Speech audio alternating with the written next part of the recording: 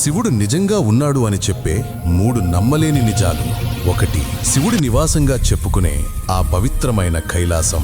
ఆశ్చర్యం ఏమిటంటే మౌంట్ ఎవరెస్టును సునాయాసంగా ఎక్కిన పెద్ద పెద్ద మౌంటైనీర్లే అంతకంటే చిన్నదైన కైలాస పర్వతం పైకి అడుగు పెట్టాలని ప్రయత్నించగానే వింత వింత అనుభవాలు ఎదురయ్యాయి. కాలం ఒక్కసారిగా వేగంగా పరిగెడుతున్నట్టు, వయసు క్షణాల్లో పెరుగుతున్నట్టు అనిపించి చివరికి ఎవ్వరూ కైలాసం శిఖరాన్ని చేరలేకపోయారు. 2013లో కేదార్నాథ్ మీద పడ్డ ఆ మహావరద ఒక్క క్షణంలోనే దారిలో ఉన్నదంతా కబలించి తనలో కలిపేసుకుంది. కానీ ఆశ్చర్యం ఏమిటంటే ఆ భీకర ప్రవాహం ముందు కూడా కేదార్నాథ్ దేవాలయం మాత్రం అచంచలంగా నిలిచిపోయింది. ఎక్కడ నుంచో దొర్లుకుంటూ వచ్చిన ఒక భారీ బండరాయి ప్రవాహానికి గట్టిగా అడ్డుపడడంతో నీరు 2 వైపులా విడిపోయి ఆలయాన్ని తాకకుండా పైనుంచి పక్కలుగా గర్జిస్తూ వెళ్లిపోయింది. గుడిని రక్షించిన క్షణం నుంచే ప్రజలు దానిని ప్రేమగా భీమరాయి అని పిలవడం మొదలుపెట్టారు. 3.